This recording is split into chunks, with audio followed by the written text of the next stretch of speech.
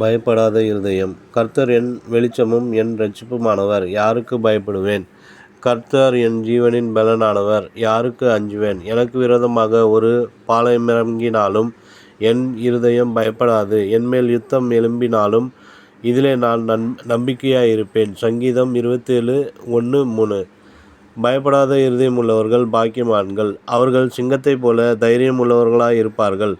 தோல்வியினால் துவண்டுவிடாத, சோதனையினால் சோர்ந்து போகாத இருதயமுள்ளவர்கள் வேகமாய் முன்னேறுவார்கள். கர்த்தரை சார்ந்து கொண்ட தாவீதுக்கு அப்படிப்பட்ட ஒரு இருதயத்தை கர்த்தர் கொடுத்தபடியால் அவர் தைரியமாய் முழங்கி செல்லுகிறார். எனக்கு விரோதமாக ஒரு பாளையம் இறங்கினாலும் என் இருதயம் பயப்படாது. என்மேல் யுத்தம் எழும்பினாலும் இதிலே நான் நம்பிக்கையாயிருப்பேன். சங்கீதம் 27:3. அநேகர் தோல்வி உணர்வினால் பீடிக்கப்பட்டு எப்பொழுதும் தோல்வியையே சிந்தித்து கொண்டிருக்கிறார்கள். தேர்வு எழுதும்போதே தோல்வியடைந்து விடுவதை பற்றி எண்ணி கலங்குகிறார்கள். வியாபாரத்தில் நஷ்டம் ஏற்பட்டு விடுமோ, தற்கொலைதான் முடிவோ என்று அவ்விசுவாசமான வார்த்தைகளை சிலர் பேசுகிறார்கள். அவர்களுடைய சிந்தனை கர்த்தர் பேரில் இல்லாமல் பயத்தின் மேல் இருப்பதே இதன் காரணம். தாவீதின் விசுவாச வார்த்தைகளை பாருங்கள். கர்த்தர் என் வெளிச்சமும் என் இரட்சிப்புமானவர், யாருக்கு பயப்படுவேன்? கர்த்தர் என் ஜீவனின் பலனானவர், யாருக்கு அஞ்சுவேன்? சங்கீதம் 27:1. உம்மாலே நான் ஒரு சேனைக்குள் பாய்ந்து போவேன், என் தேவனாலே ஒரு மதிலை தாண்டுவேன். சங்கீதம் 18:29.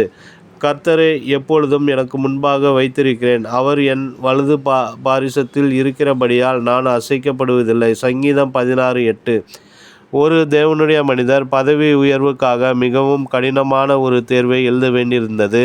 அந்த தேர்வுக்கு படிக்கும் போதெல்லாம், என்னை பலப்படுத்துகிற கிறிஸ்துவினாலே எல்லாவற்றையும் செய்ய எனக்கு பலன் உண்டு, பிலிப்பியர் 4:13 என்ற வாக்குத்தத்த வசனத்தை விசுவாசத்துடன் அறிக்கை இட்டு கொண்டிருந்தார். இந்த தேர்வு பெற எனக்கு ஞானமும் வல்லமையும் சத்துவமும் உண்டு என்று சொல்லி ஜெபித்தார். கர்த்தர் அந்த தேர்விலே அவரை வெற்றி சிறக்க பண்ணி மகிமையாய் உயர்த்தினார். தேவப்பிள்ளைகளே, தோல்வியை ஜெயமாய் மாற்றும் வழிமுறைகளை அறிந்திருக்க வேண்டும். ஒருமுறை எசேக்கியா ராஜாவிற்கு விரோதமாக பெரிய யுத்தம் வந்தபோது அவர் கர்த்தருடைய ஆலயத்துக்கு சென்று தன் உள்ளத்தை கர்த்தருக்கு முன்பாக விரித்து வைத்து ஊக்கமாய் ஜெபித்தார்.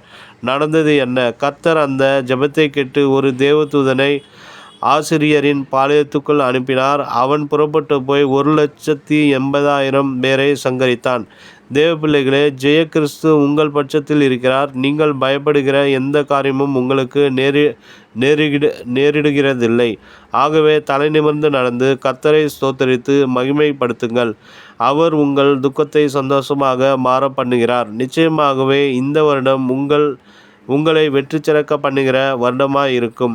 நினைவிற்கு, அழுகையின் பள்ளத்தாக்கை உருவ நடந்து அதை நீரூற்றாக்கி கொள்ளுகிறார்கள். மலையும் குளங்களை நிரப்பும். சங்கீதம் 84:6.